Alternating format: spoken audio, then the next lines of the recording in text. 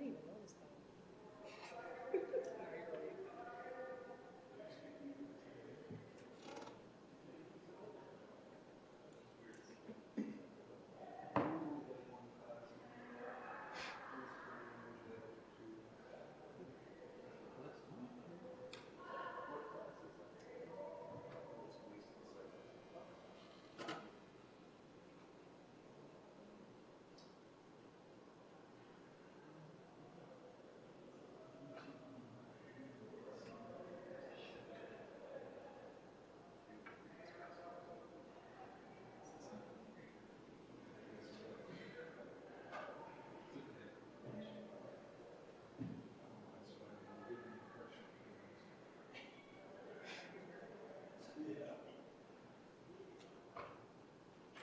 Yeah, I asked them to turn the heat up in here.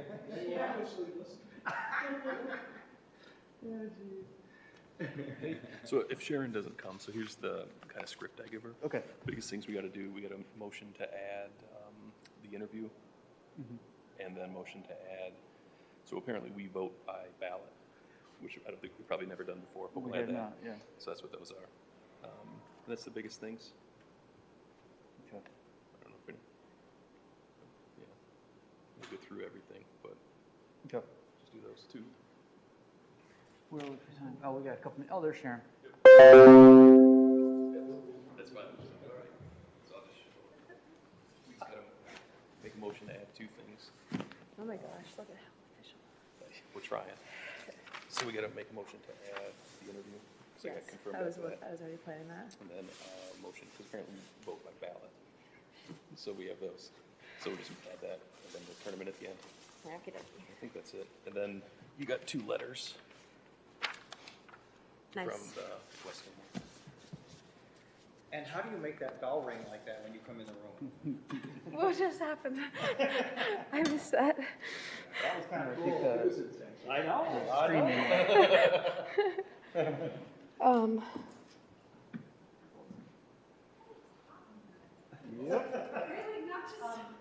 I know, not just one. It's out of control. What'd you do, Bobby? Yeah. Oh my gosh. It's going good, but also I can't believe you're still wearing it. I'm just naturally, I get cold so easily. It's always warm in here, though. Yeah, but this is like, This is more than usual. what is it, like 80 degrees? I've learned to always have a be able to my take my God. shoes off with t-shirt. Gosh, I am. It's so hot. What the heck? Wow. Alrighty. Oh, it's on already.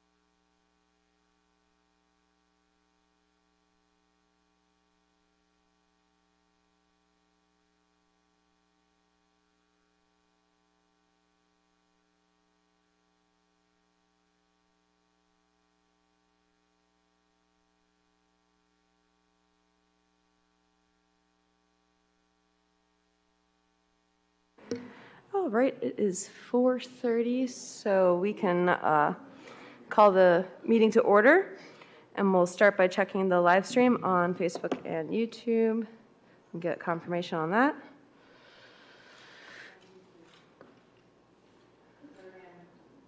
Okay. Already on YouTube. Looks like we are good on Facebook as well. Okay, I would entertain a motion to adopt the agenda, but I would like to have it amended to add an applicant interview for into new business, and also apparently we are going to start with adding ballot votes for officers in also discuss that under unfinished business. So I'd entertain a motion to adopt the agenda with those additions. Okay, David, and do I hear a second? I'll second. Okay, and then any discussion? Okay, all in favor? Raise your hand or say aye. Aye. All right, so that passes with everyone. Oh, sorry, we didn't do names. Let's go ahead and say your name into the mic so that we have that easy for recording. Dave DeBack, member. Justin Sanders, member. Damaris Potter, member. Tressa Greshak, member. Sharon Deaver, chair. David Benak, vice chair. Bobby Glasser, member. Rachel Yondel, member. Steve Romanelli, member. Okay, and I would also entertain a motion for the approval of the November minutes, and if there's any other changes to recommend as well. I would like to add that I technically am terming out and not ending my position. It was worded differently in the minutes, so. Anyone? Approving the minutes for November? Yeah, I'll approve the minutes for November with that edit. I'll second. All right, thank you. Any discussion? Nope, all in favor, then raise your hand or say aye. Aye. Okay, it passes. And moving on. Communications, any members have any updates? I can mention more of the communications we got from a resident. We got an email. I'm not sure if everyone saw this. This is about PFOS at the stations 5 and 14, the city's water pumping stations. Had to do with the city's budget. I don't know if anybody else has gotten that and seen it. All I can say is that that is information I am not expert in, but I do think that this is something that definitely deserves the city's attention. Justin, if you can make sure that that gets to the city, it gets attention, I'd appreciate it. Thank you.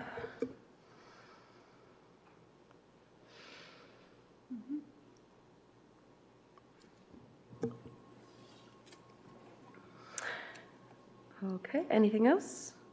If not, then we'll go to sustainability updates from staff. Yeah, I guess the biggest update, so Alexa Hempel ended her term of service, and we have a new My Healthy Climate Corps person. We have Destiny Statina. If you want to come up here and say hi to the board. Okay, I've never used one of these things before. Hopefully you guys can hear me. So my name is Destiny Statina. I am, as Justin said, new Michigan Healthy Climate Corps member. Get a little bit closer to the microphone. You almost have to eat it. Is that better? Yes. Okay, well. So I'm the new Michigan Healthy Climate Corps member. I actually also, just small update, I recently completed my last class for college, so I'm going to be graduating from Central Michigan University in the spring. And then I'm not really sure what else there is to say, so if you guys have questions, feel free to ask. Welcome aboard. Thank you. Congratulations. Much appreciated. All right.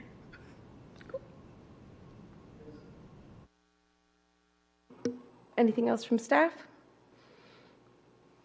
No, just wrapping up the year-end greenhouse gas reporting, so I'll have that in January, and yeah. Alrighty.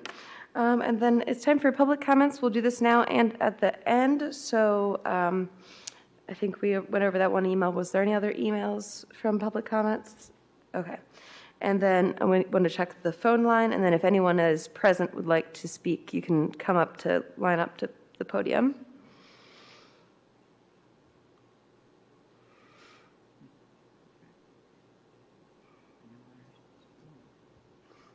No one on the phones? Okay. Would anyone in the audience like to come up for public comment?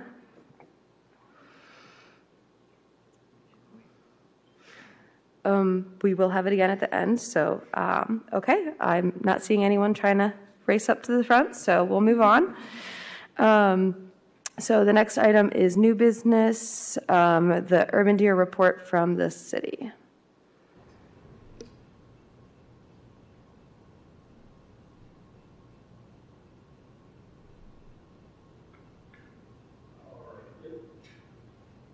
So we have Don Poppy here from the DNR to talk more about kind of statewide, what we'll call, I guess, the urban deer issue. But I wanted to kind of let you know what's going on in the city. So we have an ad hoc deer report that guides, kind of my work. I now oversee that. It kind of was a report without a home for a while, but now it's with me. So I'm working through that report and just kind of let you all know kind of how urban deer issues are handled at the city. Generally, they come in through 311. The reports that I looked at for this past year range from residents calling because deer are looking sick or eating their landscaping to deceased deer on the side of the road or in private property. Involves multiple departments, so 311, again, public services, works with contractors to pick up any deceased deer. CPED, again, houses and oversees the report. City manager's office gets a few emails that are generally forwarded to me. Same with city commission. They'll get emails about deer that end up coming to me. So communications about deer kind of flows through the city, and now it's slowly all ending up with me. Then May of 2024, we held the Natural World Summit where we kind of began this conversation, elevated it, kind of got it out into the public so folks could start talking about it a little bit more. Don spoke there as well, but I wanted him to speak to you all as we elevate this, the urban deer issue to the ECC, again, where it's even further out in the public and folks can kind of see where we're going with this and kind of understand some of our thinking. There will be a budget request made in accordance with the ad hoc report to try to figure out how many deer are in the city. So that request will be made in 2025 and hoping to be included in the 2026 budget. So at that point, if funded, we'll work towards getting a survey to figure out how many deer are in the city. If you want to find the ad hoc report, it's online. Broke down the phases here. I won't go too deep into those unless there's specific questions. But you're just kind of looking at 2024, so I went through all the 311 calls and coded them. You can see here we got 63 total calls about deer. 35 are dead deer in the right-of-way, so it's the side of the road. Dead deer on private property was the next kind of highest total number of calls at 17.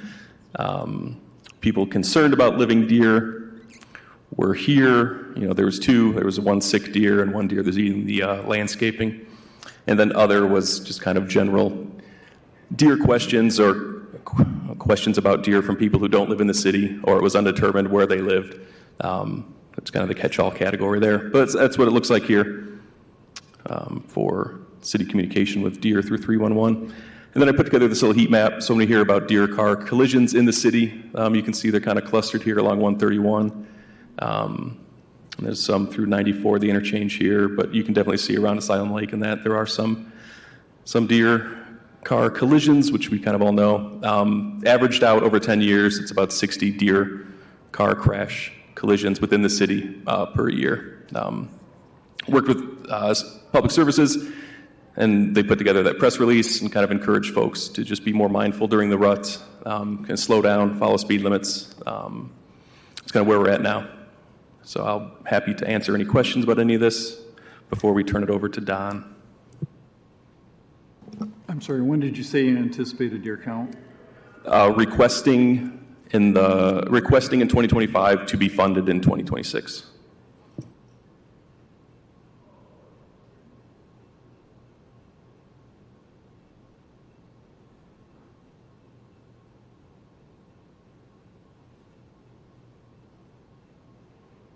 Are we having Don come up now then? Yeah, if there's nothing else for me, we'll turn it over to Don. Alrighty.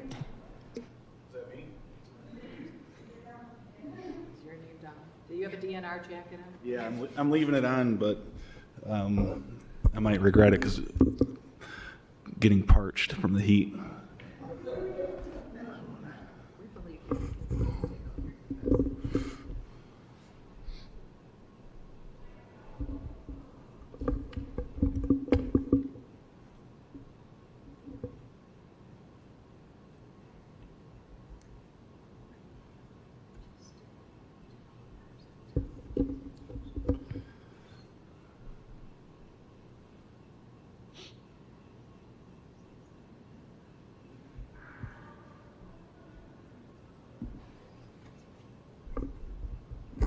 Okay, there we go.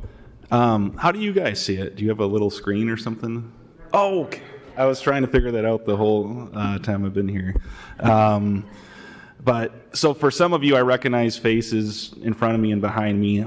I don't have a magical presentation that I create from anew every time I do this. So some of you have seen some of this before, but it's always good for a refresher. And I think the most valuable thing when I do give these presentations is the questions that come up and clarifying those kind of confusing issues. So the first slide, these are old cartoons from Oz Warbeck, who was originally a biologist, but was also an artist. So he did a lot of artwork for the DNR. And it still applies today. I think this was probably drawn in the 1940s.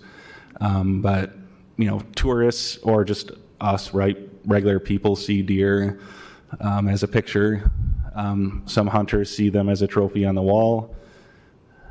And biologists are concerned about their health and well-being, making sure they're fed and doing well. Can you hear me if I'm back like this? Or okay, I didn't. It's easier for me to stand that way.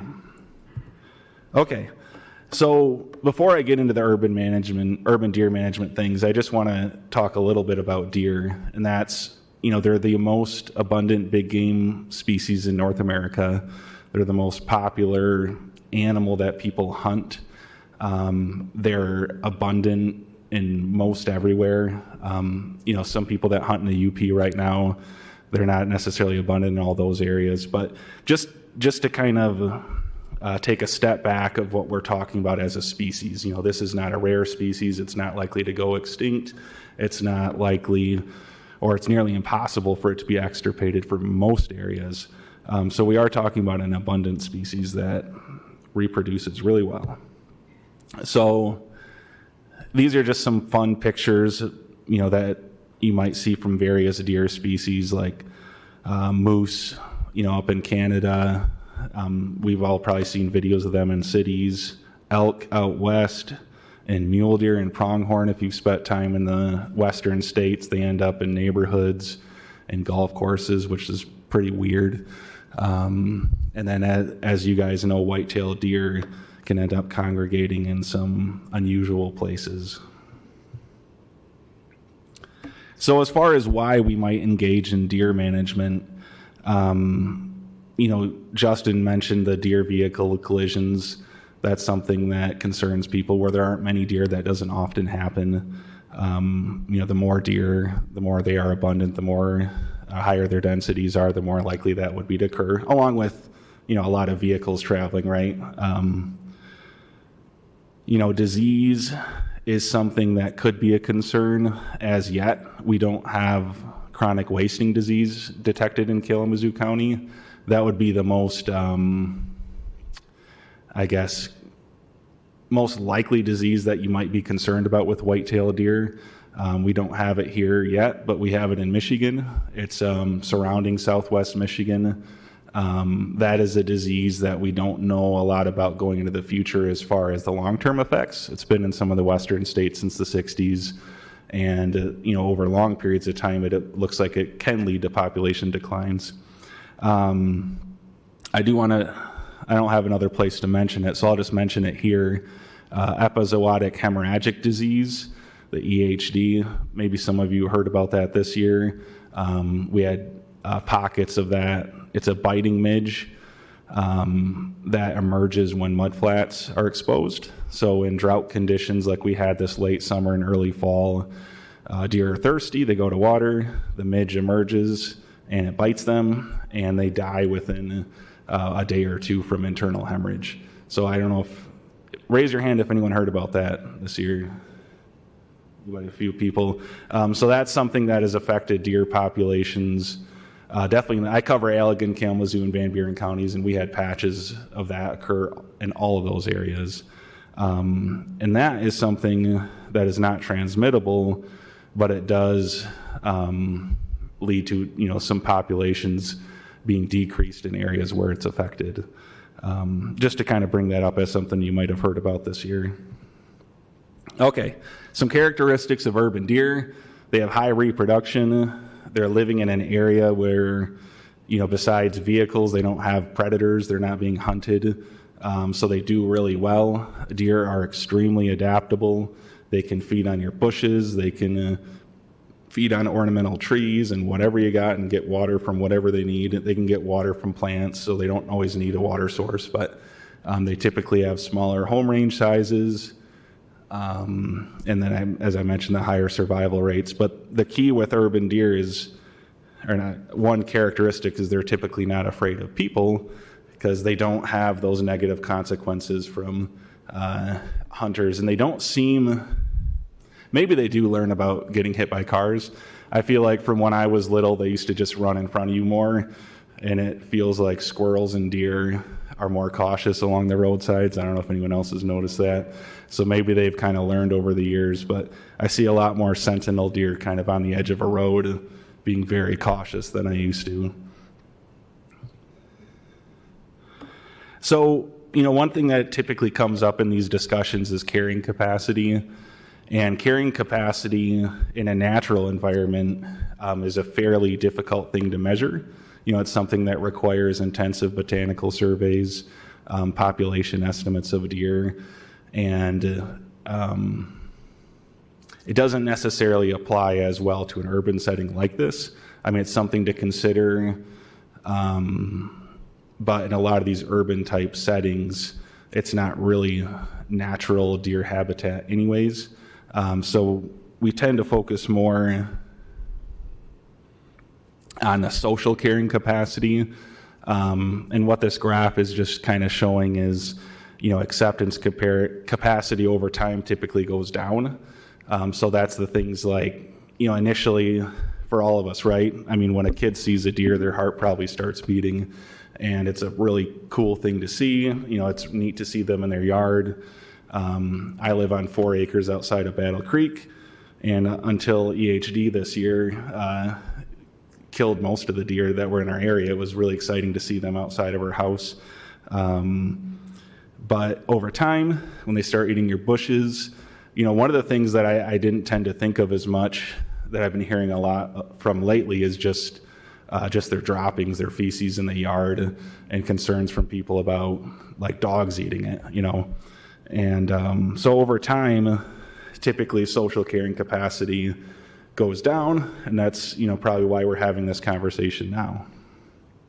But that's a big thing to consider. Again, in an urban setting, it's difficult to make a case that we're protecting a natural forest. And I know you guys do have some pockets of natural areas throughout the city, but in general, it's a developed urban area, and social carrying capacity should be your highest concern.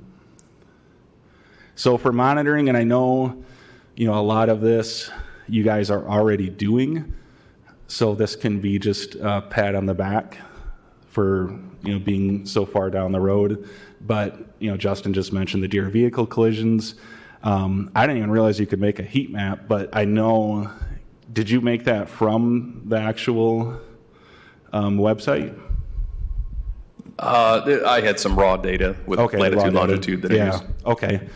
So, but the website itself, you can have fun if, I got the link a couple slides, and obviously Justin has it, but the deer vehicle collision reports, or any kind of collision reports, is a really fascinating thing where you can look at cities, counties, all that kind of stuff to get that information. And that's just a good index to indicate population trends. As we mentioned, botanical surveys, in some of your natural areas, it's worth a look. Deer exclosures are fairly simple things to do. I know not inside the city, but some city employees installed an exclosure on some of the Kalamazoo City wellhead properties recently. We worked with them on that, and those are really good things to kind of just passively show the effects of deer herbivory on the vegetation in that plant community. Certainly, what you guys have with that 311, you're able to look at the complaints and the landscape damage kind of complaints, and then you're at the point where you're talking about doing a survey for deer numbers. So that's excellent. So this is kind of, I guess, kind of a sparse kind of general slide compared to what Justin put together, but just showing the general trend. These are deer vehicle collisions in Kalamazoo County over time, and there is a general increasing trend. It'll be interesting looking at 2024 into 2025 how much EHD might have affected that. As a statewide deer population, we're now just kind of reaching the peak of deer vehicle collisions that we had in the early 2000s. So that was a time when our deer herd as a state was at its highest, the late 90s and early 2000s. In 2012, we had pretty widespread EHD in southern Michigan that knocked a lot of areas back quite a bit. And now we're seeing numbers, it's something in the 58,000 statewide range from last year, and that's kind of about the peak that it's been in Michigan in the last 30 years. So this is a general trend across southern Michigan that deer are increasing. So that's just, it's called a data query tool for the crash map. If you guys want to check that stuff out, it's a lot of fun. Okay, management options. So you can let nature take its course and do nothing, and that's definitely an option. It's inexpensive. If you do identify that you have problems, it's not solving those. And in this case, in an urban area, again, I don't like to focus on the degradation of natural areas, but if you do have some, they're likely experiencing higher pressure than normal because it's, the pressure on those native plants isn't spread out. So it does disproportionately affect what remnant areas you might have. However, deer do really like a lot of different ornamental plants too, and the effect on those kind of things is more that social carrying capacity issue. So management options, if you were to do something, and this would be a lethal option, would be hunting. You guys know your city better than I do, but just from looking around and looking at the aerial photo, there could potentially be some opportunities for bow hunting type things. It doesn't look like there's extensive opportunities for that. And I have another slide a little farther down that will go into more details about options for bow hunting type things. In general, the thing preventing hunting in a city is your ordinance against discharging a firearm and a bow and arrow. I don't know for sure what you guys have, but most cities include archery equipment in that. If you didn't have that ordinance, people would be hunting. They just would be, whether, anybody that had a few acres or some of those larger parcels, if they were able to get permission. And I'll talk about it again, but hunting is a right of the landowner. So you have to have written permission to hunt on land. Just to say if a city were to change an ordinance to allow the discharge of bows and arrows, it doesn't mean that people can just go hunting everywhere. They have to either own the land or get written permission from the landowner. So sharpshooting is an option that a lot of municipalities choose when they've determined that there is a problem. They've determined that lethal control is their best option. I was just talking to Justin a little bit. It's very expensive. It's a very expensive option, but it is the most maybe not economical, but the most time efficient and number of individuals removed efficient option. You have to also have a place to do it. I have that slide coming up, and again, you guys know those areas better, but you need a fairly large green space where you can safely do it. And it doesn't necessarily have to be huge. They can potentially be in a tree, for example, shooting down and do it safely on a smaller area, but that all just kind of depends on the characteristics of that location.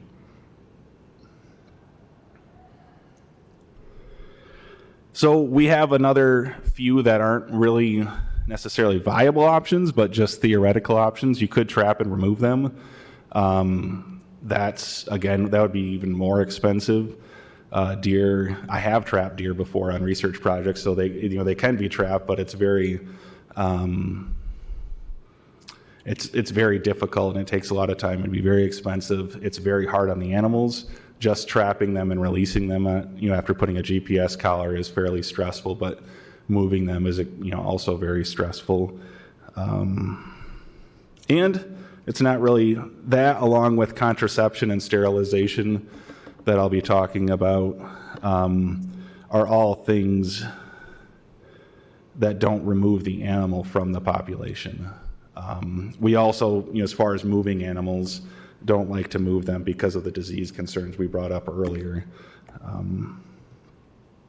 But as far as contraception, that's something that, there's a lot of folks have tried for years, and it's something that people bring up because it's it's seen as kind of a good compromise between, well, let's not do anything lethal and let's not do nothing, but this is something in between. But at the end of the day, if you're not removing the deer, you're not removing the issue. I mean, deer can live a really long time, especially in an urban environment. They don't run into a car. And so it's seen as something that we don't normally permit. We haven't permitted other than in research projects with Ann Arbor. But contraception and sterilization don't remove the animal from the population, and they don't remove the effects of the animal that's causing the problem. So it's not something that we permit.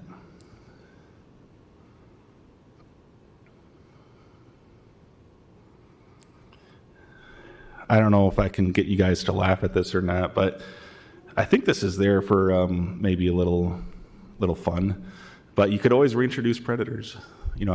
People are predators too as humans, but cougars did a pretty good job controlling deer populations historically, but that's usually not a good option around people. This is something that is a good option, and I think a lot of people are doing, and it's important that through all these steps that we talked about that you guys are at, that these cultural things like fencing and repellents are used. I don't know what your laws and ordinances are about fencing your yard in, if that's really much of an option, but if you have a 10-foot fence, you can exclude deer. If you have an 8-foot fence, they might jump it sometimes. But the other things like commercial repellents, in a combination of all those things, even just laundry detergent and all these kind of, if you think of them as negative scents that are unnatural to deer, can work to some degree. It's extra difficult with urban deer that are already used to people, right? And they're smelling probably your dryer vent every day already. But, at least with plants, putting on like negative taste things, if that's an issue people are having with, their plants being browsed, those are definitely things that everybody should be trying. Extensive hazing of deer can work too. The best thing that I've heard there was a situation with a habituated deer, and I believe I made the recommendation and they tried it and it worked, but vinegar in a squirt gun, and you spray that on the deer's face and it gets kind of in its eyes and nostril, affects all those senses. I don't know if you want to sit in your backyard doing that all day or every day, but some of those things, if you really get into it, there's a lot of good non-lethal hazing options that you can make it uncomfortable for deer to be in your yard.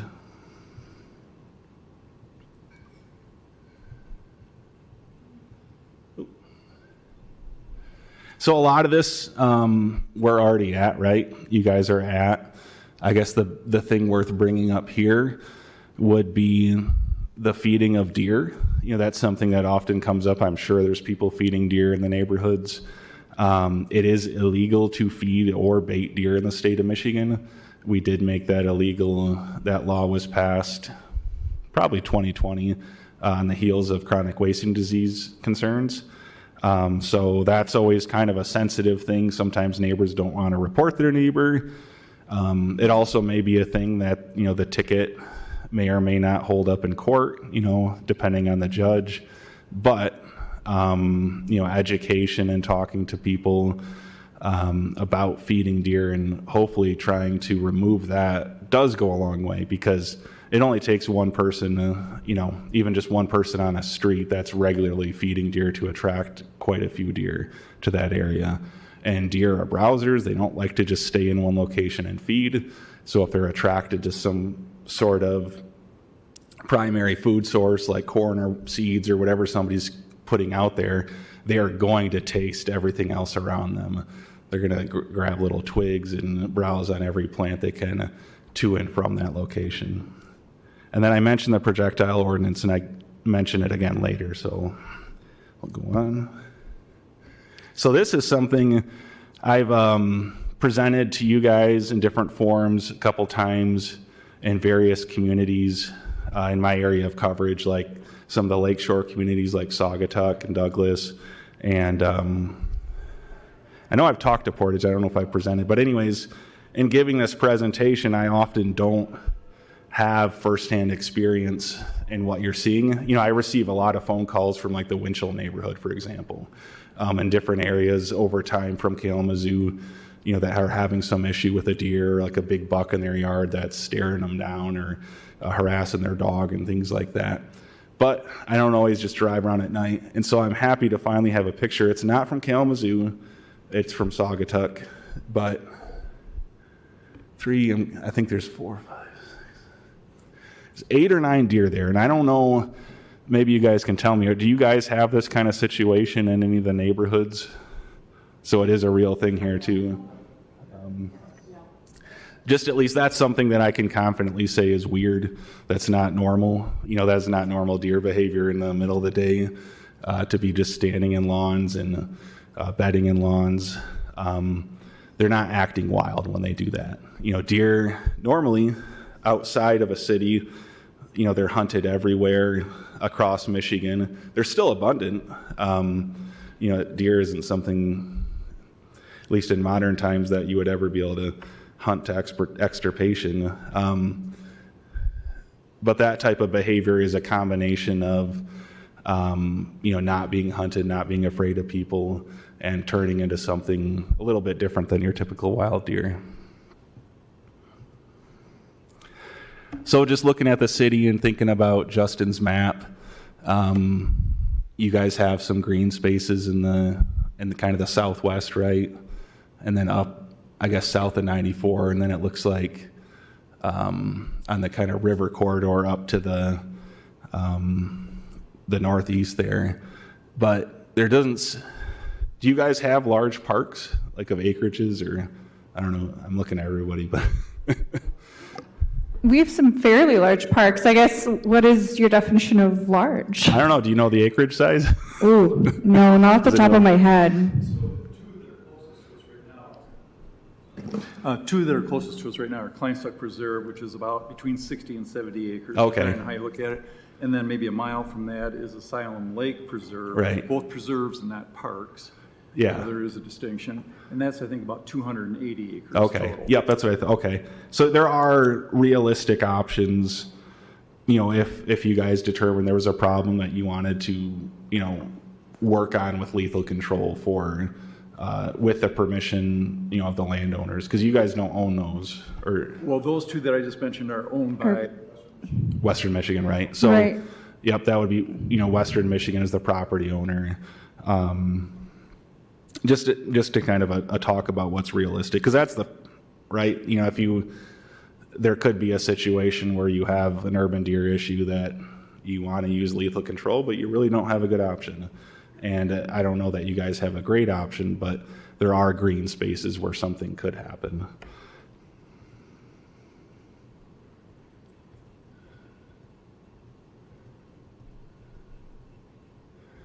So that's the number one thing is authority, and I have that. It's kind of repetitive throughout the presentation, but for example, Western Michigan owning the Asylum Lake Preserve, right? Is that what it's called? They are the owners. They have the authority over whether or not deer are hunted or sharp shot or whatever on their property. So that's always, the first step. The other thing with authority is an ordinance against the discharge of firearms or bows and arrows. That's the city has that authority. Everything we do in my field with wildlife management, objectives are important, and that's probably important in everything we do in life. So just making sure that you guys have very clear objectives of what you want the outcomes to be. Because again, going back to deer, even if they ended up skinny, that's not a great situation, right? But the fate of the deer population does not rest on what happens in Kalamazoo. There's likely not the best rare communities or best rare plants and animals on some of those preserves. I know some of those preserves have some of that valuable stuff, but the fate of all wildlife and natural communities does not rest on what happens in Kalamazoo. So that's just important to think about the objectives, and if people just like to see deer, and that's an objective too. That's it is what it is. So yeah, just really thinking about all that stuff, and I think you guys are right on the right path with all this.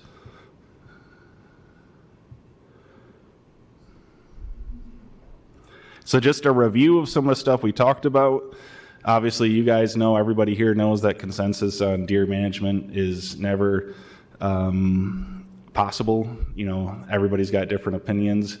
Even me giving this presentation to some Kalamazoo people, I might have said different things over time, each time to some degree. So I think the biological aspects are important for those preserves, where you guys do have some natural features that are remnants in a city that used to have a lot of that stuff. We have Gordneck State Game Area that I manage in Portage, and that game area is a little stronghold for federally threatened eastern Massasauga rattlesnakes, so many rare plants, prairie fens, and so those little pockets of natural features are worth preserving, so that's a big consideration biologically. But then again, for most of the city, those social aspects are probably your most important thing to focus on. And again, if you were to hunt or use some form of lethal control, it's not something you would stop typically. If you were to stop and all other conditions are the same, you would likely end up in the same situation you are again. And I just like to emphasize that, again, hunting is normal outside of cities. Deer are abundant. They're afraid of people. Hunting and even sharpshooting isn't something that eliminates deer. So those positive things that deer bring of, sightings, those still exist in those worlds too. Until EHD comes, and then you don't see as many deer for a while. But just examples, you guys are probably ahead of the curve, I assume, looking at a lot of this stuff. But some of the things kind of more local to Southwest Michigan and going into Southeast Michigan. Meridian Township outside of East Lansing is a good example of a program where they use hunting. I believe it's just bow hunting, but it may be firearm hunting as well.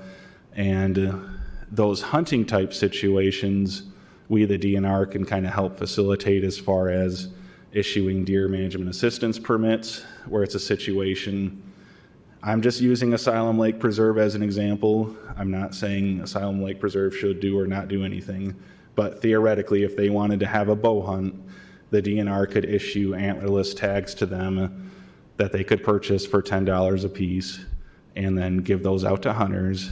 And we have a Sportsmen Against Hunger program that the DNR has taken on. It was a nonprofit, and we're looking at that as ways of encouraging antlerless deer harvest in areas with high deer populations. So there's a theoretical scenario for hunting where a preserve could get antlerless tags, give those to hunters for free, and then if the hunter, is the type of hunter that shoots enough deer where their freezer's full and they have enough venison and want to donate that meat to needy folks who are hungry, Sportsmen Against Hunger could pay for that deer processing and feed folks that aren't getting enough to eat. Ann Arbor, their web, I have some of these links, but that's a website that's a wealth of resources and information. They did a cull, or are doing culling, have done culling, but they also did some contraceptive and I think sterilization or one or the other research. The city of Jackson has done a cull in the past, and I'm including you in this group. Grand Rapids, Saugatuck has a tri-community committee similar to, I guess, is this a new committee or has this always been around? Okay. So they have something kind of similar to that I don't think existed prior. I don't think it existed, but it's Douglas, Saugatuck Township, and Saugatuck, and one of the things they're discussing is deer. Portage and then Detroit Metro are all, I'm calling it talking about deer, right? We're talking about it. None of these places on the last bullet have taken like a lethal control option or hunting of any kind. They're just, so anyways, you're not alone. It's a common thing in urban areas across the state to be talking about deer.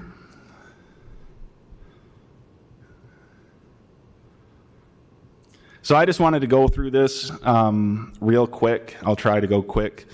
If you're not a deer hunter, the deer hunting regulations may be kind of a mystery, but generally deer hunting seasons run from October 1st through January 1st. If we're just talking about bow hunting, because that's, if a city's looking at doing something lethal, it's usually either bow hunting or sharpshooting cull. And anything that's outside of regular hunting regulations would be in that cull category. If you're following hunting regulations, that's hunting.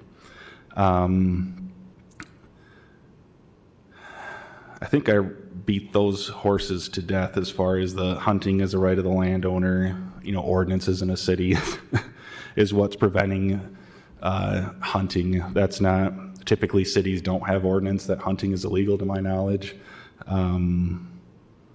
So, and I guess the other thing just for archery bow hunting, there are no safety zones. That's a rule that changed like 9 years ago. So for firearm hunting, you have to be 450 feet from an occupied dwelling. But when you're using archery equipment to hunt, you do not need a safety zone. So that's something that in like an urban type setting facilitates that bow hunting and makes it a little simpler. And I guess the biggest thing too for bow hunting always to remember is that, it's one thing if it's on a 280 acre preserve, but if you were looking at repealing an ordinance that would allow people to just bow hunt at will, with permission, not at will, bow hunt at permission of the landowner, there could be situations where, a deer is dying on someone else's property. And if everybody understands that, isn't on the same page, and they can ask for permission, then it is what it is. But it's just something that would need to be, discussed with folks to understand that could be a reality in that kind of situation.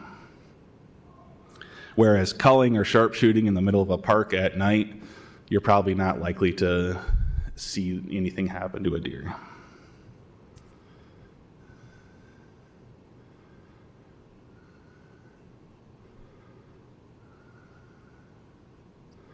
I think this stuff is pretty well covered.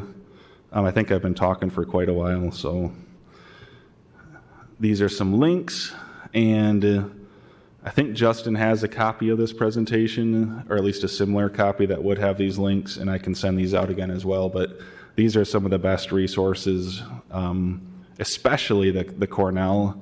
They've been kind of a leader in urban deer management for decades, and they've got so much information.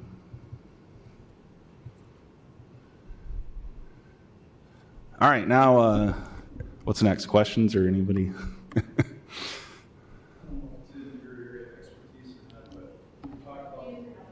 Keep getting that. I'll just leave it on. So I'm not sure if it's in your area of expertise, but you were talking about how the deer come and they browse, and obviously they do a lot of damage to the plants that they're browsing around.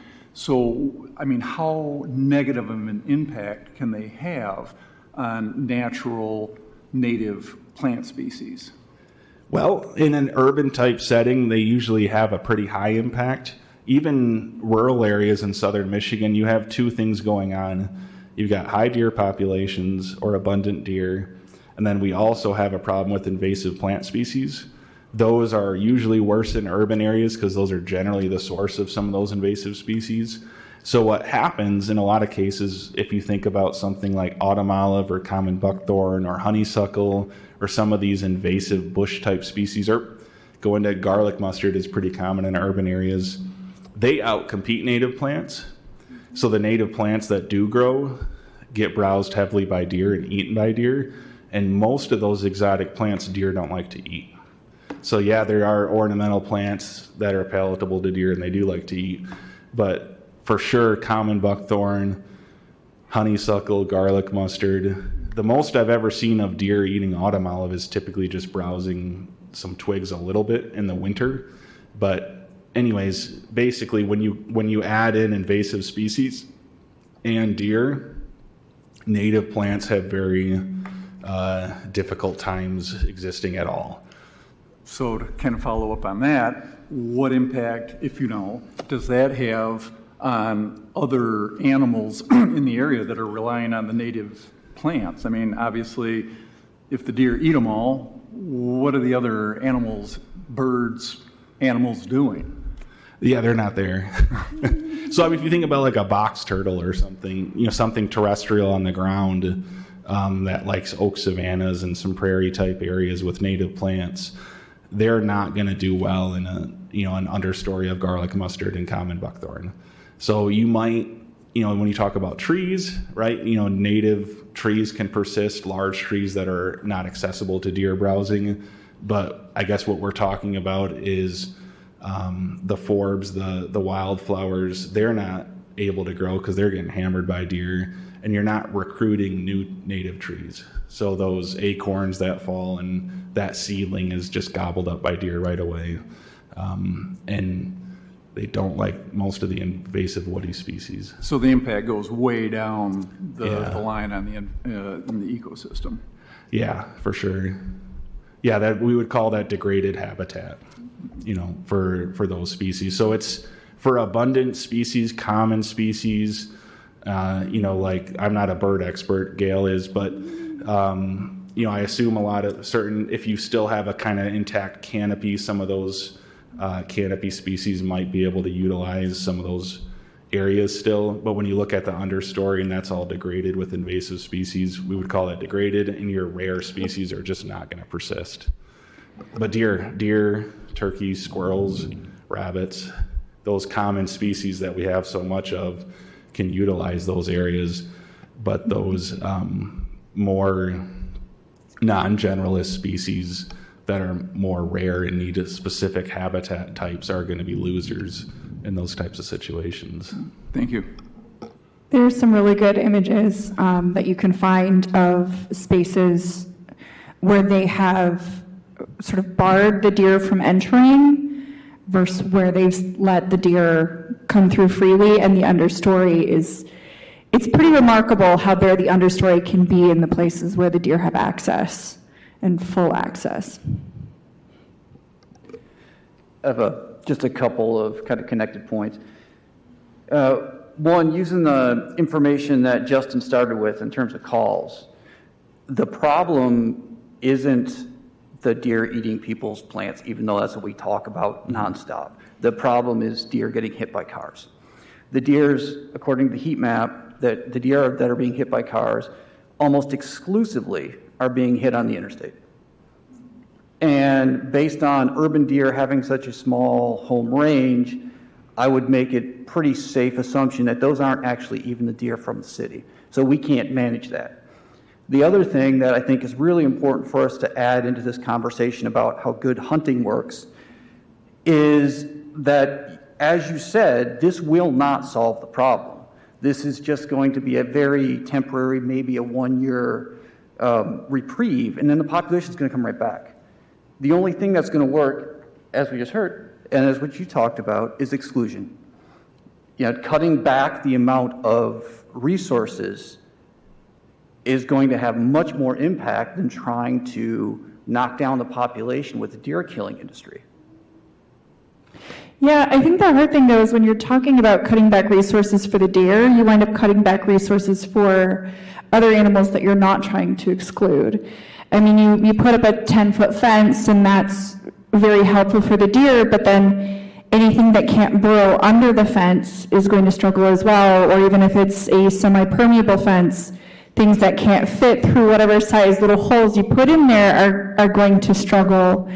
I think, you know, one of the hot spots that were mentioned, and maybe we can pull up the heat map again, is, you know, it's 131, I-94. I mean, we've got a lot of natural space over there. Asylum Lake Preserve is over there. Oshtemo is just on the other side of that.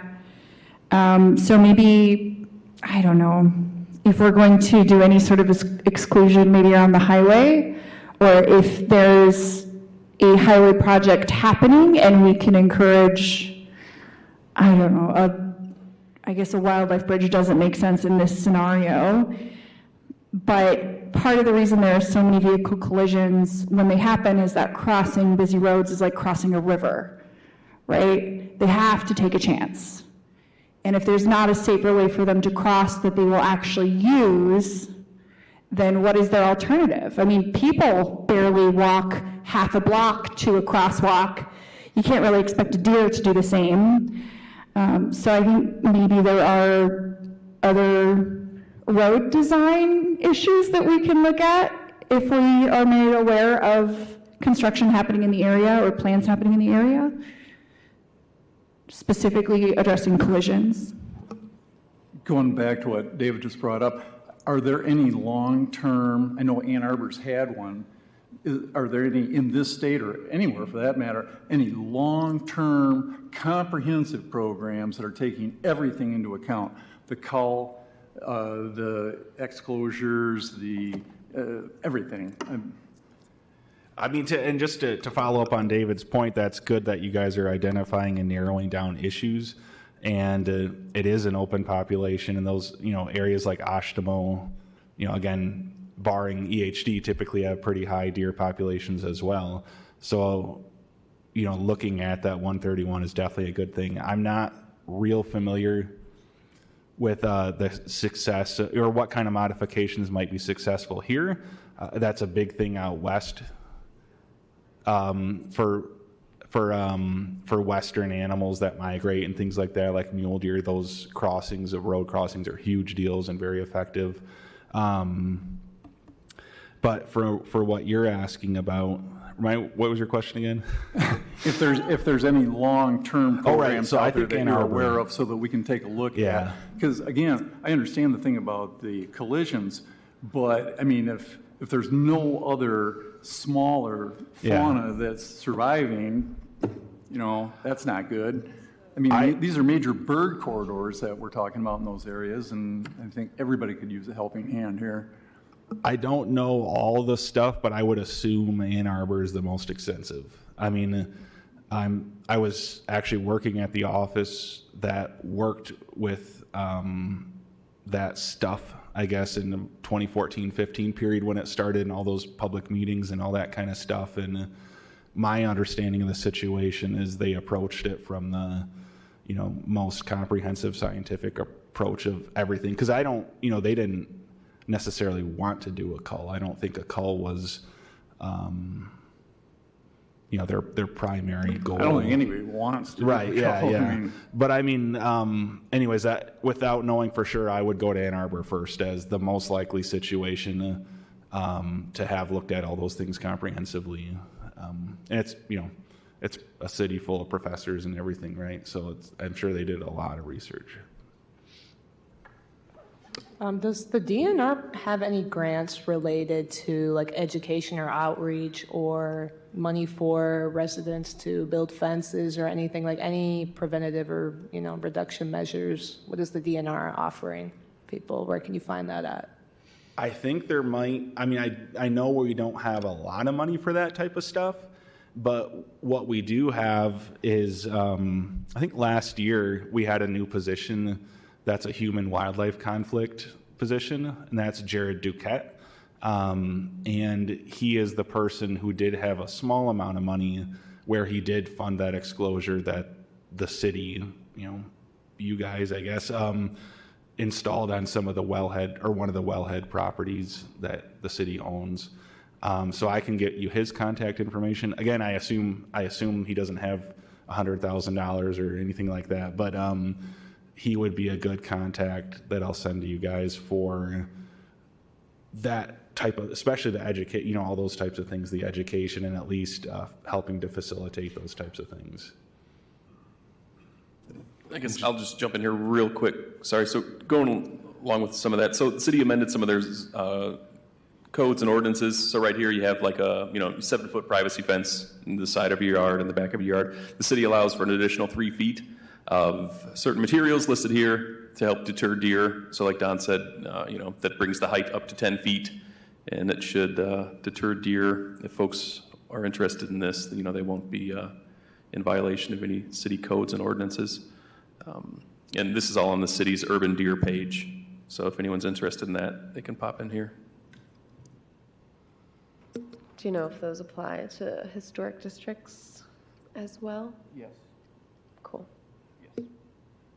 Admittedly, I haven't looked all through your website, so it sounds like you guys might have good resources too. So I'll check it out and start recommending it to other cities as well. Yeah, it's not all Ann Arbor.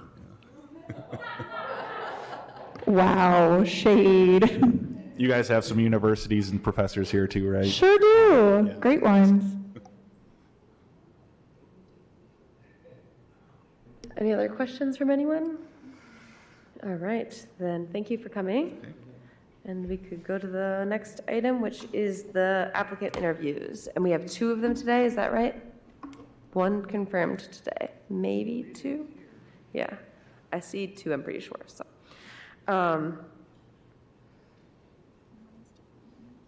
Yeah. Is there any particular order, or who did you have as confirmed? Okay, John, would you like to? Oh, okay, yeah, John, could you step up to the podium?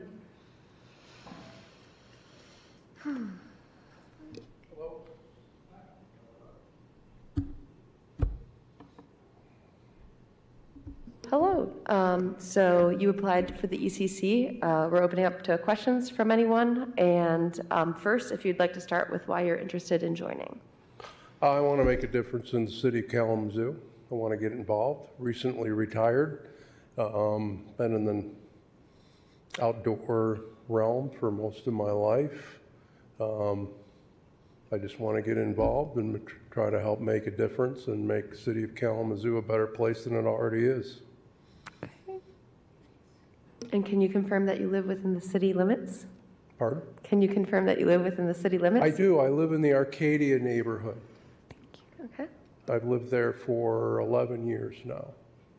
And I was born and raised in Kalamazoo. Well, went to Millwood, moved out to the Richland area, moved to Colorado, raised my family in Plainwell, moved back to Kalamazoo in 2013, I think, something like that.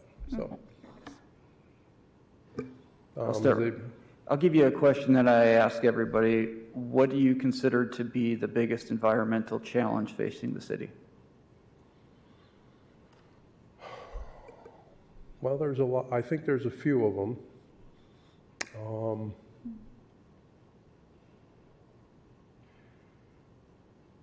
I would say from my perspective is updating some of the zoning and the laws that go around it, getting things up to what the current issues are. So that would be mine. Obviously, climate change is a global issue. Water quality is an issue. Obviously, we're talking about deer, biodiversity. I could go on and on.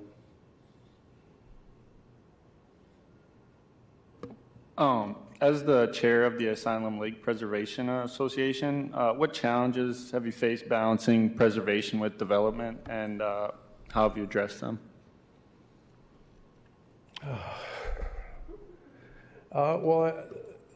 Western Michigan University owns Asylum Lake area, so that creates its own set of obstacles because they're separate from the city of Kalamazoo in a lot of ways. Asylum Lake is also managed by a council. That's kind of 13 members of the council, which I'm a member of. And so that can be challenging at times because as anything, there's different perspectives and different priorities as far as how to spend the money. How much money do we spend? There was some grave concerns in regards to the potential commercialization of the corner of Drake and Stadium Drive. So that was a large issue. We have Beaver that have a different slant on things. It's kind of impacting the ecosystem there. We're just in the process of implementing a new management plan. So we're getting our feet on the ground of that as far as establishing what the 13 members have as far as priorities. How are we going to allocate resources and time and energy? Sometimes it really boils down to time and energy a lot. Thank you. Mm-hmm.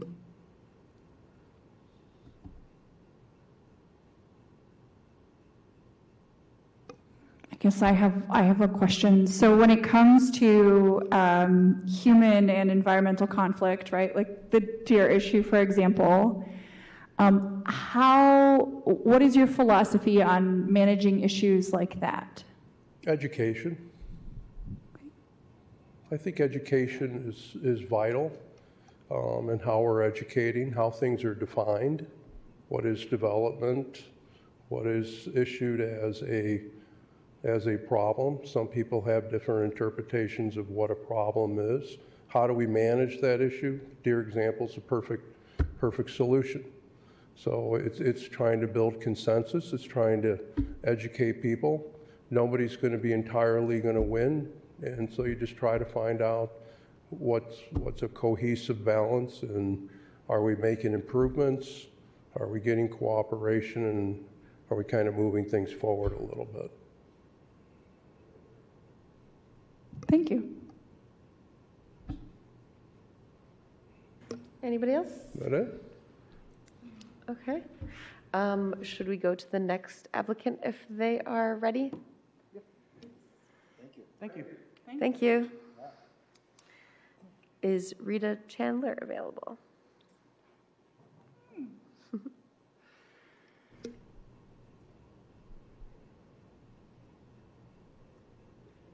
Hi. Hello. Welcome. What makes you interested in joining the Environmental Concerns Committee? A lot of things. Moved back to Kalamazoo in May. I live on the north side. I have never lived on the north side before, and I have had several experiences of poor air quality, such as waking up in the middle of the night to smells of burning plastic or what smells like burning plastic. I also have an interest in the Environmental Concerns Committee because I work for the Institute of Public Scholarship. I am on the air quality team as a data analyst as well as a community outreach specialist. I will continue my work there and move forward as a co-lead next year. I care about our environment. I care about the people experiencing poor air quality. I love animals, and I love nature. I grew up in nature, and I think that it's vital for well-being. I think we need a grounding place, and I think nature is that. So trying to make it as healthy and equitable as possible is important to me. And can you confirm you live within the city limits? I can, yes I do. Thank you. Rita, first, it's good to see you come back. This is what, about the 6th meeting in a row that you've been in the audience? That's great. And you may have already answered the question, but what do you think is the biggest environmental challenge for the city? I would, it's environmental challenge. I think there is a variety of them. I think they all relate to each other. I don't think they are separate from one another. My main personal focus would be air quality, but that doesn't take away from the importance of any other issues related to environmental concerns. I don't have an answer for that, for a specific one, but I do think reaching people in the community is a huge obstacle for environmental conversations or public forums or just everyday people who might not be totally invested in the air or environment. And how do they partake in those discussions, because it still impacts them too without making it feel like it's another thing to add on the to-do list.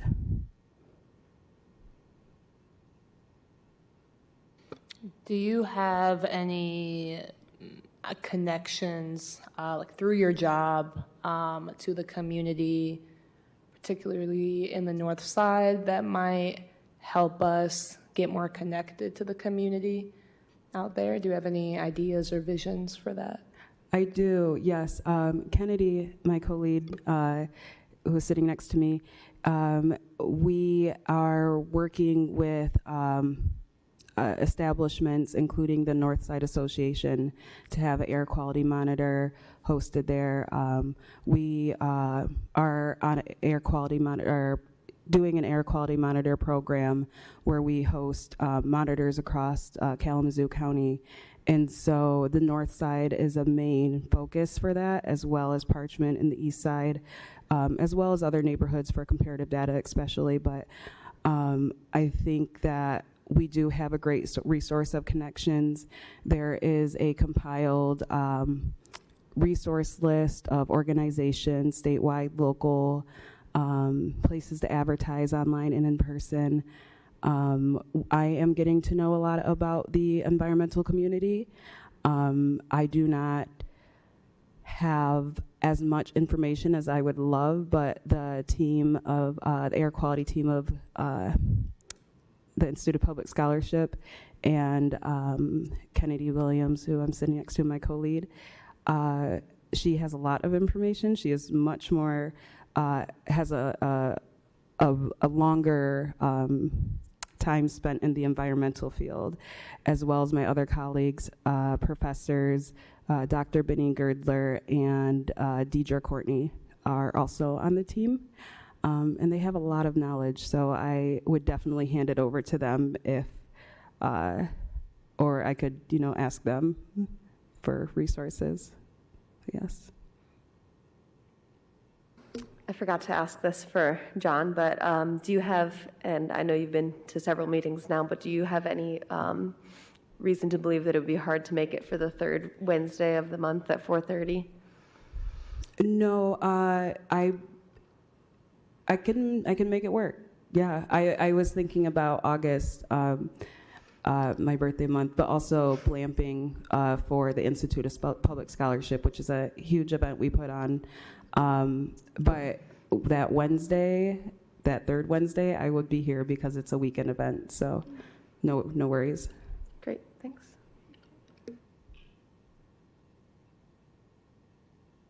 Any other questions?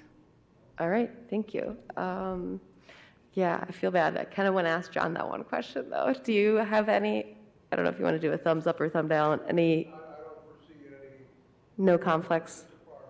Okay, awesome. Okay. Okay, thank you. So next we'll move on to unfinished business, going back to discussing the bird. Oh, I think,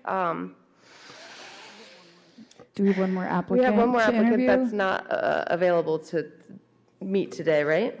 Correct. And technically now we have one open position We because have you're still here. Currently have one opening, and then in January, there'll be one more opening, so. Yep. um, Yeah, so we have 3 two. applicants for 2 open positions. Yes, yes. So, thank you both. Yes. So I guess, We do have an open position, though. yeah, would we like to vote on one now, or? No, I think we should wait just in case.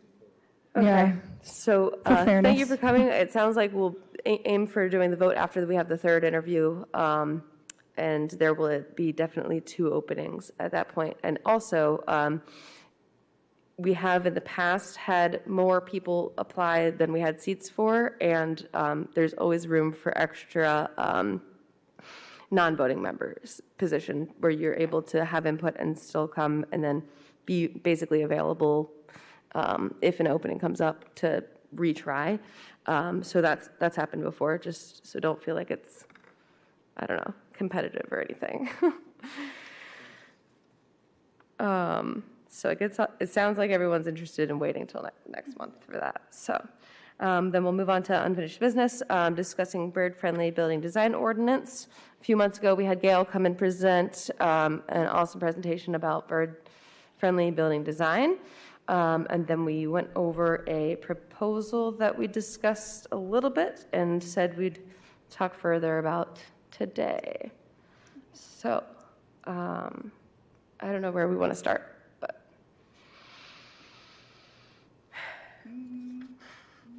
I don't have the document in front of me as I did last time. Oh, I'm pulling it up now. We can share. Okay. I guess, like, we did read it the whole way through. Yes, last we did. time, and I'd We rather did. not do that again. Does anyone have any new thoughts to add from after having discussed last month? I do, and actually, since Gail is here, I would love for her being part of the conversation, since it was her group that wrote it. You might have some input that is helpful. My main concerns are pushback from people that we would expect pushback from. Manufacturing companies, homeowners, yada, yada. And then the implementation, and especially a burden to lower income homeowners. And so I guess my question there is how does this compare to other sort of ordinances that you've seen from other communities that have that bird-friendly certification? And do you know how those communities responded or what the engagement process was like, Gail? I know, that's a lot of questions all I rolled into one, understand. Tressa. I know, thank you. Okay, so there are, quite a few communities and some states and provinces that have a bird-friendly building design ordinance. And so this is mostly, this is focused on new design, new build, as well as major renovations. And so it's mostly, although some communities like New York City opted to use this more broadly for residential as well as commercial buildings. In many communities, it's focused on non-residential buildings. And so, I have gotten a lot of information about cost and the need for not to be concerned about the cost, I guess is what I want to say. So looking at a lot of different scenarios, when you think about the the difference between bird-safe glass and non-safe glass when you're talking about windows. So if you're talking about, say, even a residence, the cost of the windows for a residence is about 4% of the whole cost of the home, of the new home. And so that's windows and doors, 4%. And so when you think about the windows, you know, you're expecting to be paying for windows that are installed in your home. So that includes the frame of the windows, that includes the glazing, that includes the mechanism, and that includes the installation, as well as the glass. And so the cost of the glass itself is about 30% of the whole cost of the window. So if you think about the difference between what might be plain glass and bird-safe glass, and it's hard to get actual numbers because all of this is sort of a negotiated process. It's not like you're going to, you know, you're not going to go online to Lowe's and just order it. You know, there's the developers negotiate a price with the suppliers of all the different supplies that they're getting for development. And so if you think about, well, what if the bird-safe glass itself was 10% more or 25% more? How much does that actually add to the cost of a building or the cost of your monthly mortgage? And it comes down to a couple dollars if you're talking about a residence. And if you're talking about a commercial building, the cost that I came up with for KRESA was 0.4%.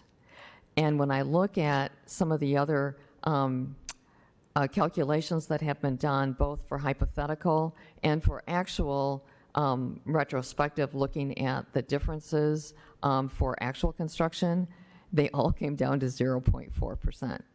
So the cost of the glass is nominal when you think about the cost of other parts of a construction. So if you talk about, say, change design, you know, that oftentimes happens during a construction project of a commercial building. That cost is going to be somewhere between 12 and 20%. When you talk about cost overruns, which you have to sort of figure is going to happen in a lot of development, that cost is going to be 12 to 20%. So when you think about the difference between the glass that's in that window frame being, you know, 10%, you know, so the glass is such a small portion of the overall construction cost that it really is nominal. You mentioned that we can't just go to Lowe's and order stuff, which makes me a little concerned about access. What were you able to find in terms of accessing these things for people who live in Kalamazoo? Obviously, developers, I think they'll find sources, Right. But smaller homeowners, landlords, yeah.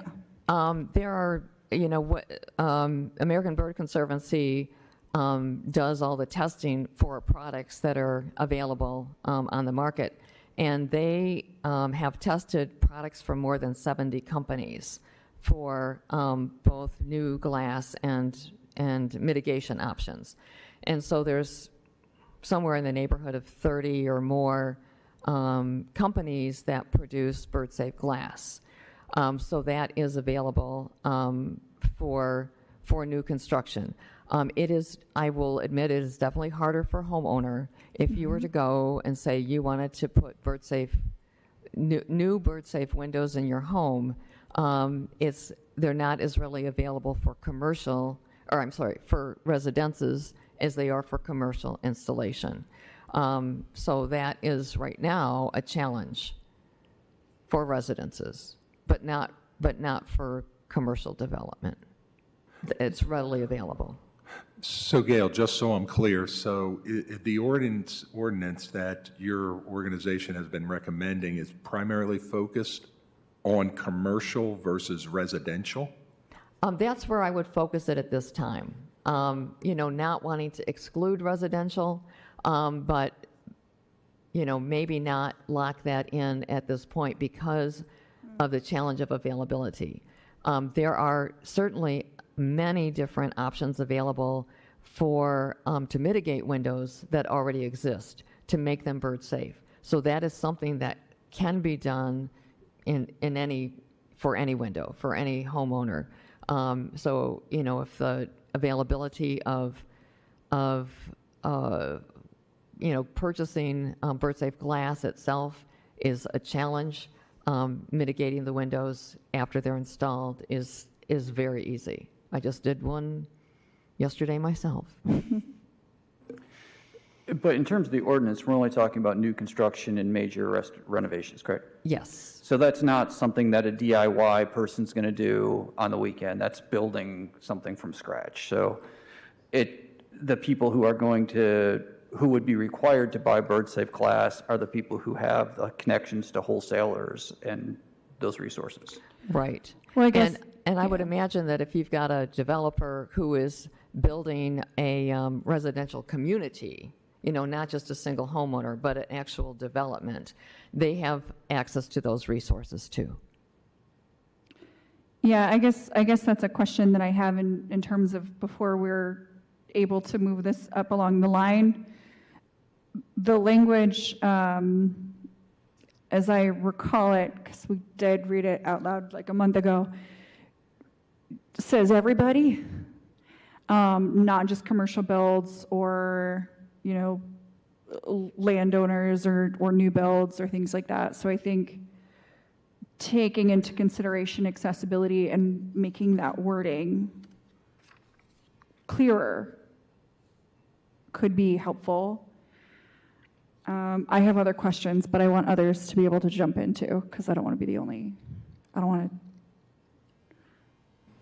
to. Is it safe to say that this is something that's getting legs, or is it taking flight? I mean, is there going to be more? Is there going to be more of this type of material available in the future? Because obviously, a lot of people aren't aware of this even. So it's, I think, relatively new. Is there going to be more products coming? I think so, because I think glass, as this is a requirement for a lot of different municipalities, and including the federal government, who is starting to require it for federal buildings. For new construction and major renovations. So the glass manufacturers are going to continue to be able to meet that demand and that need. And just like the cost of many things that we have seen, say, for example, solar panels, the cost and the availability of solar panels has dramatically decreased in the last several years. And I imagine that the same thing will happen with this because more glass manufacturers are wanting to get their share of the market. This is something that is, that they can make money on. So they are not going to sit on the sidelines and miss out on adding a bird safe product to their repertoire.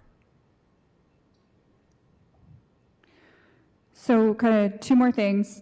First one is not really a question for you, Gail, just to give you a break. The timing of glass replacement, I think what it says, if you're replacing 25% of a structure's existing glass or other transparent or reflective materials, what I see happening are companies saying, well, we'll replace 20% now and 5% later. Do you know what I mean by like splitting it up so they don't have to do it? I think as a group we should decide if we're okay with that, or if we want it to be, we could put in a timeline of 25% of a structure's existing glass within a 5-year period or a 10-year period, so that there's a little bit more pressure for them to do it and not try to walk around those rules. So that's the not question for you, Gail. You have a devious mind, Tressa. Well, it's not. I just know that these are the things that builders do because it keeps their costs down and it keeps the people happy. So this one's more of a question for you. In your research, Gail, what did you find in terms of concerns from people about permeability and style of the bird safe windows? I know there are a lot of options. But that's something that I could see community pushback for, and I want to know what you found.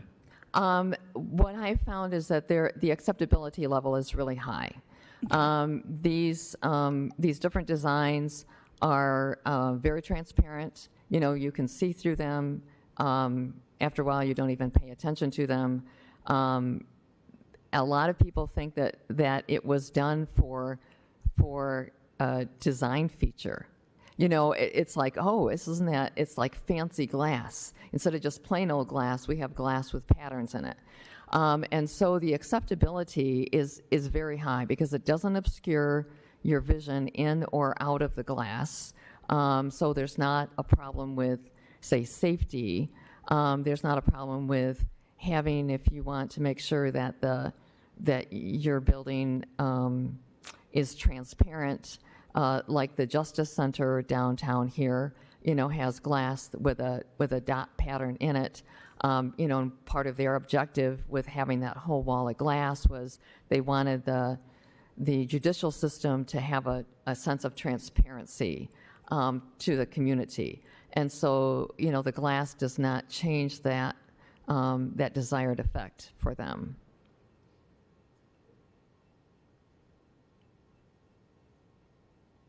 I just want to say one thing, not so much a question, but I mean, I could be wrong, but I think the responsibility of this committee is to propose and support environmentally friendly procedures and operations and things, and I don't think that just because the city commission might say no should be a reason that we shouldn't propose this. If they do say no, it can always be amended, corrected with any recommendations they provide, but I don't think, I guess, I don't want to say it would be irresponsible of us not to just because we think it might not be, but yeah, I just wanted to make that point. On that note, I would like to recommend that we make the motion to approve this, to bring it to the City Commission to direct staff to investigate the feasibility of the bird-friendly building design ordinance.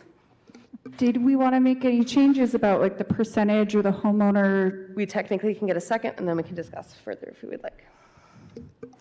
I will second the motion. And discussion. Can I just say, I know with any of these ordinances that you kind of start, you know, you start with the optimal. And I certainly appreciate your comment about, you know, this is the Environmental Concerns Committee, and the first concern should be the environment. You know, so there's room for modifications. You know, you wouldn't want to start with, you know, compromising the safety of birds. But I know there's usually a lot of discussion and tweaking of these things as they go through a process.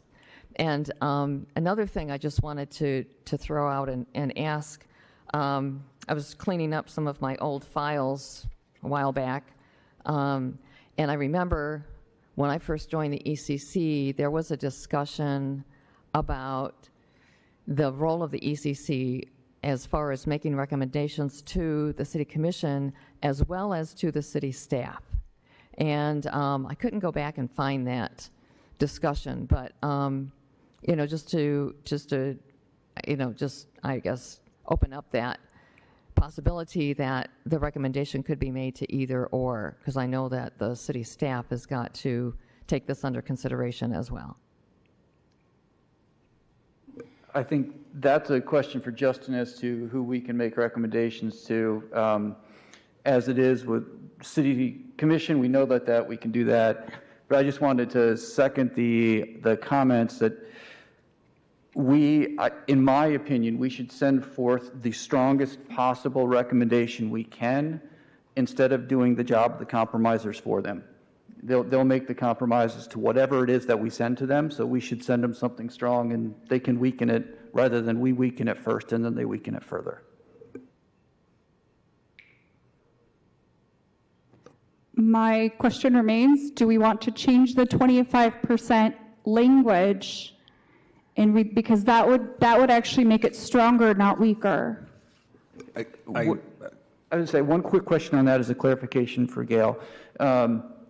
Is this measure already in front of like the planning board or some other entity as well? Yes, the building official has a copy of this. You edited the Detroit one that I gave you, Gail? Because he has that one. I'm sorry? The ordinance that you wrote is an amended ordinance from the Detroit one that I shared with you, right? No, this is, I did not use the Detroit's ordinance. There's a lot of them out there, so there's probably some similarity, but I started with a sort of a template from the American Bird Conservancy, and then, tried to make this more specific to Kalamazoo. So I didn't follow Detroit's, but like I said, there's a lot of similarity between many of the different municipalities. Yeah, and they so- all say the same thing. Let's protect the birds from hitting glass. Yeah, so months ago, this was shared with the building official. It's been a discussion. Gail and I have been talking about this. The reason I asked about Detroit, because it talked about the bird zone and the 100 feet, and that was this one too, so it's probably pretty standard. So the building official has this on his desk. It's being talked about in the planning department. So the reason I asked the question is if it's already progressing, I would like to just put some air under it and keep it moving, but if it's not at that stage, then I have no objection to Tressa's amendment. I just want to see where it is first. I mean, I think that's a good point that you brought up, Tressa. It's like, let's not do an end run around this. But I imagine, too, it's like, if you're going to do renovations and replace a number of things on the building, it's, you got a crew there, you've got all the materials. If you break it up, it's going to end up costing more. But it sounds like you got the inside track on some sleazy builder here that I don't know about. Honestly, I find frequently it's not exactly sleaziness. Sometimes it's laziness, and sometimes it's timing, and sometimes it's, well, we don't want to deal with this, so like this process, so we'd rather deal with this. But, oh yeah, they definitely do it. Well, I think that's a good point to consider, and maybe there is a way to modify that statement to strengthen it. So I certainly would be open to that. Yeah, Bobby. And still, if there is something like this written into, let's say, the building code, we encounter this in the Natural Features Protection Board too, where there is an allowance for disturbance of X amount of acreage of wooded, and it's a development that may be in phase 1 of 3, 2 years from now. Although there's always record of it, if I go to the building to get a permit to build a deck, and the biggest deck I can build now is 10,000 square feet, whatever, and I stay under that, but my real goal is 50,000 square feet, and a year from now I want to do an addition on that deck, they will know I did the current permit. And so I'm hoping there's some built-in safeguards as well. I'm hoping.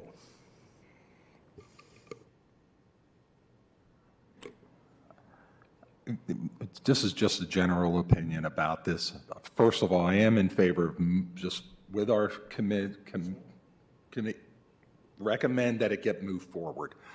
The other thing that I'll just say, and it's a legit concern that you have, but I think whatever percentage, amount, whatever we put in, there's always going to be somebody or some company that may decide to take an alternate route. I think that's a risk that's run in just about anything that is done. So at this point, I'm in favor of supporting this up. This really is for Sharon, but as the motion maker, but as a second, I would say that Tressa's comment of adding 25% of the windows within 5 years is a friendly amendment. It doesn't change the meaning, so I don't think we need to vote on whether that, I think we can just accept that. Do you accept that as a friendly amendment? I would adjust my motion to accept that, yes. Okay. Would you accept? Yes, second that. Yeah. Any more discussion? Otherwise, we could vote. Okay, so all in favor of the slightly amended ordinance or motion, you can signify by raising your hand or saying aye. Aye. All right, that looks like everyone, so none opposed, and it passes. Thank you. Thanks, you guys, for having my back. Now we just have to fight with the city. So we won't fight with the city. We will encourage the city to do the right thing. Are you going to come back and offer some expert opinion on deer sanctuary areas? For the right price, I'd be happy to come back and advise you on deer management as well. You know, I'm an all-around biologist, so whatever species you want to talk about, I'm in. Thank you. The next thing on the agenda is to discuss the absences.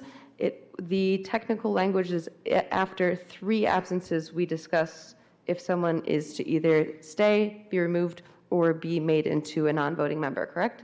Do we only have 1 instance of that at this moment for this year? Yeah. Okay. Yeah.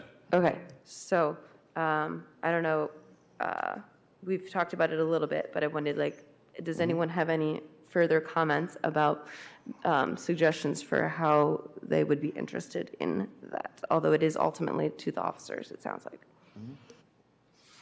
I would like to enter something. So I am the one who has missed due to an environmental fieldwork schedule that just got crazy.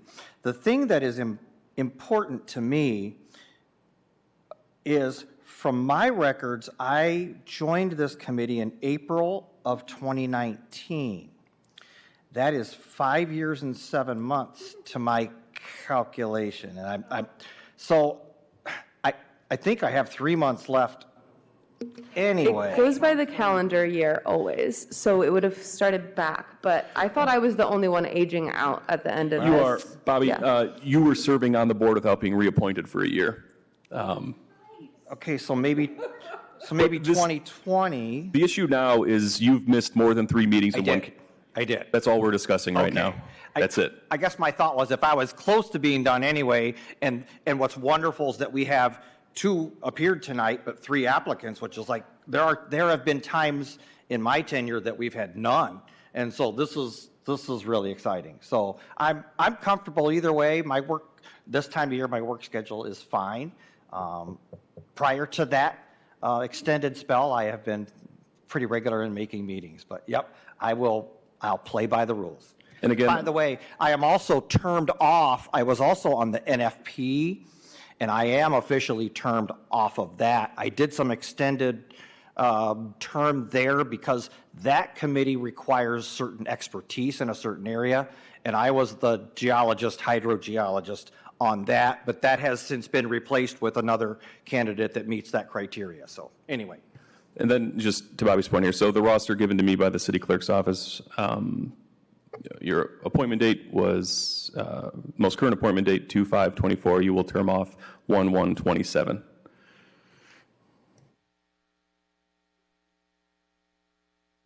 Okay, any other discussions on this?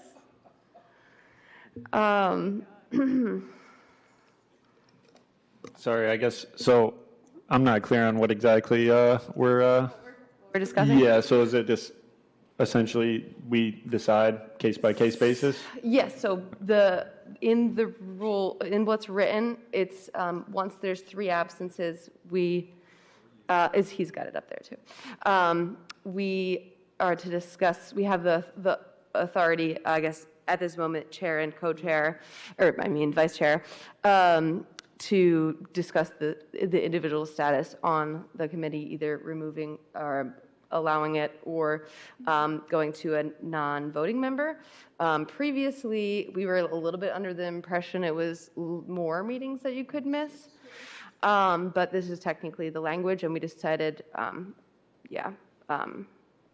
this works, I guess. You all can change it later if you would like, but. Well, my recommendation is for movement to an associate member. That's what I would recommend to the officers. Any other comments from the committee on this? I would agree. Do you have any comments? Yeah, I don't really like the 3 rule. It's always been understood to be 6. Yeah, but this is the rules as they're written. So I am inclined to accept the recommendations of my committee members here. I think I tend to agree. You can stay a valuable member when you're available, but then we don't have to risk not having quorum if you are a voting member, which has happened. So I'd rather make sure that ECC can continue to meet and to be able to have a quorum. That's why I try to always ask about attendance too. And yeah, so I guess it's decided. So thank you. Okay, the next item on the agenda is discussing officer positions. So I am termed out after today or this year. And so we would need a new chair. And currently David is vice chair. So depending on how that goes, we could either be voting on one or two positions. So I'd like to start by asking if anyone is interested in volunteering for either of those roles. Yeah, I'll just say, been vice chair for the last term, you're terming out. I am willing to fill in your shoes if other people aren't interested in having a knockdown, drag-out wrestling match over it. And just for clarification purposes too, is it necessary that we have a vice chair? Yes, yeah, those are the officers, just in case the chair can't make it. Yeah, Just wanna be sure. the main role of the vice chair is to be able to run the meeting if the chair is unable to make it, so. And just for context, there have been times where we haven't had vice chair filled. As a matter of fact, I think we were looking for a vice chair for like 2 months before I decided Sharon, could use the help, so. Yeah, there's also been co-chairs. It's been pretty wild. And it's fairly undefined here, election of officers. But I think it works well with the chair and a vice. And then again, as we're digging deeper into these bylaws that we didn't really notice, we are expected to vote by ballot, which is why you'll see paper ballots there. And then I will announce those in January. All right, do we have anyone that is interested in vice chair or anyone else that wants to fight it out, I guess, for chair? Not really, just kidding, okay. All right, I'm not hearing anyone at this moment being interested for anything other than the chair. I guess we can at least vote on that, but it would be preferred if we had someone be interested to be able to take on. It's very, it doesn't mean you're required to take on chair afterwards. It's really just to be able to run the meeting and have things move along if the chair is not able to make it. It's okay if you're new. It's okay. And we if you've now been here a know that while. I could only miss 3 meetings in a year, so. Unless you take the charge to change that, you all can change the bylaws. True. All right. I can't, I don't have time. Yeah, I guess, yeah, I would be willing, but like I said in my interview, it's unclear when I graduate where I'll be able to get a job. So if I do get a job within the city, I'd certainly be willing to, but that won't be until April. So, hopefully I'll have a job when I graduate, but we'll see. Sounds like we have someone interested, at least in the short term, to be able to be running for vice chair. Cool. Yeah, I guess I don't know if that's a great idea, though, to only be here for, until. I think that gives people a few more months to decide, and Yeah, I guess so, but, fill the role if. Certainly, so. It's a write-in ballot. Yeah. So. Everyone heard these names here first, so. So yeah, if we could take the time to make a vote, that would be great.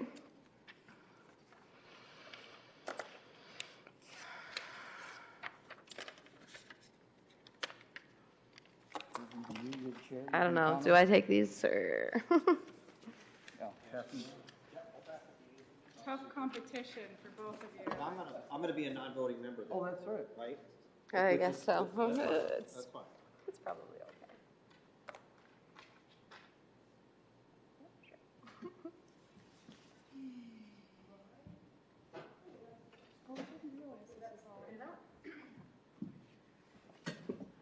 All right, and we have 15 minutes left. So let's move on to reports. Natural Feature Protection Review Board. Okay.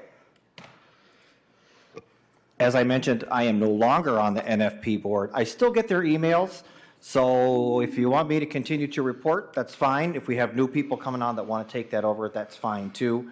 The December meeting was bumped. The next meeting is January 28, which will be after this committee's next meeting. So there's really, unfortunately, nothing to report. There are no new cases that I am aware of that are being entertained by that committee right now. Okay. Air and water quality report? Air and water quality. I am not aware of any new published incidents, violations, or reports regarding air quality that pertain to this city. Doesn't mean it's not an issue, but there's nothing new that I'm aware of. Water quality, yes, I did see that about the PFOS in the well field. Note that EPA has established thresholds for the group of PFAS, PFOA, PFOS chemicals, specifically the PFOS in both drinking water and wastewater is 12 parts per trillion. It's a very, very small one. So that's really easily exceeded.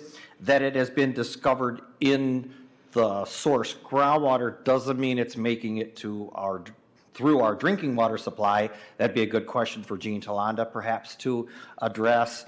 Of course, there are rules regarding the periodicity and sampling of treated drinking water supply water that exits, the water supply to supply to the city of Kalamazoo. Whether or not something showing up in the groundwater is making it through to drinking water is based on when and how often those are sampled and verified.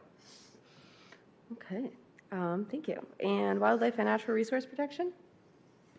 Nothing to report.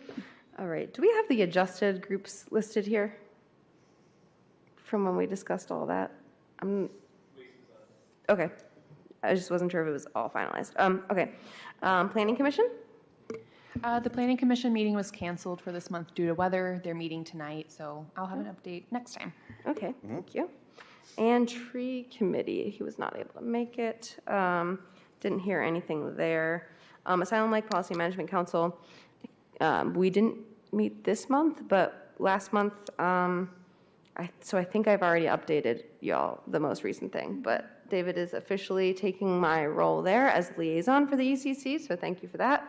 Got official letters today, so appreciate that. And next, Parks and Rec, we don't have anyone listed as on the advisory board, or I guess to be a liaison. Is anyone here interested in that or willing to keep thinking about that? Yeah, I guess what are the, requirements or time-wise? Do you have to attend the meeting or?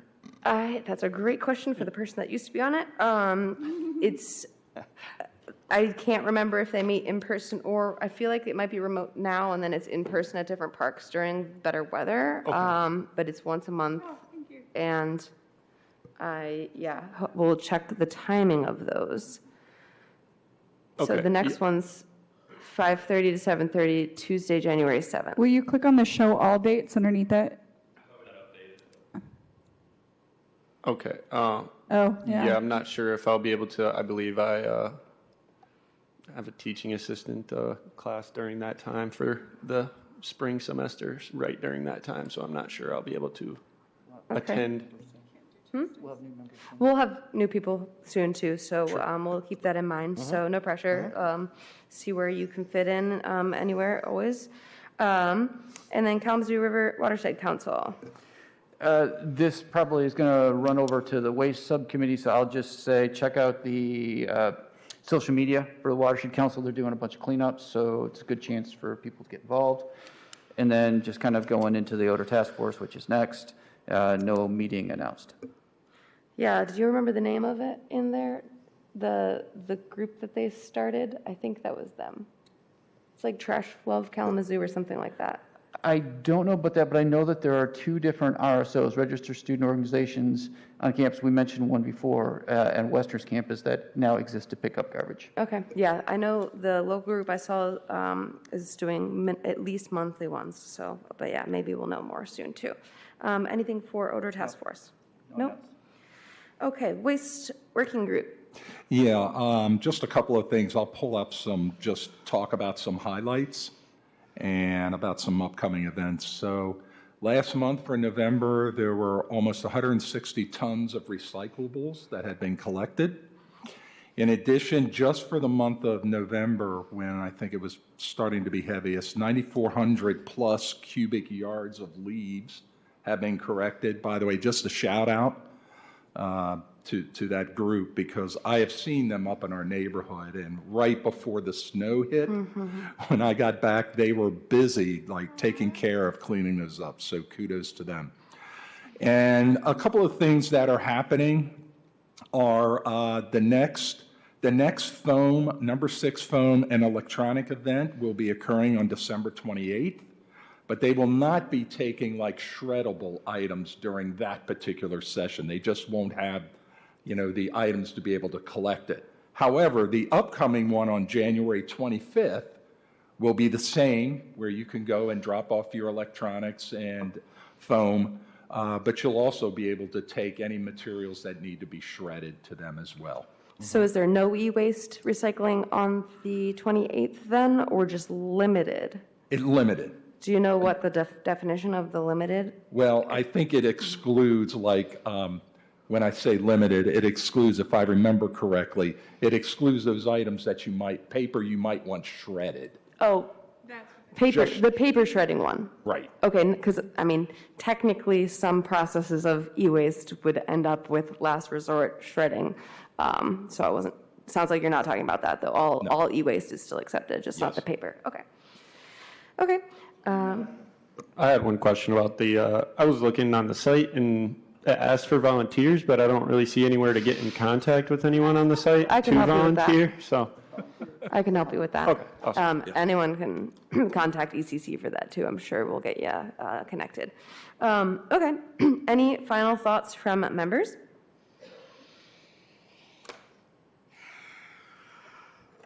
We'll miss you. Thank you, Sharon. I don't know when you started on the committee, but you were one of the institutional memories when I started.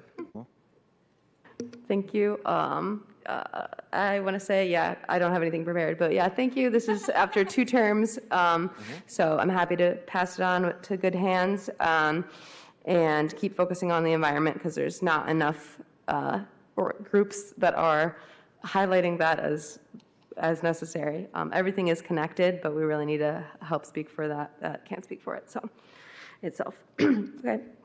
Any other final thoughts from anyone? Next would be checking the phone lines.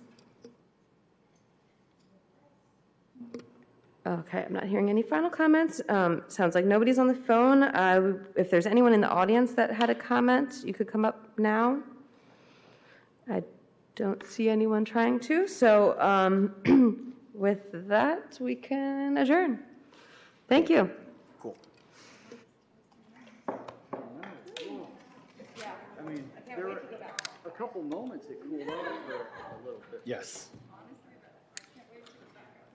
Yeah, now my feet are all sweaty.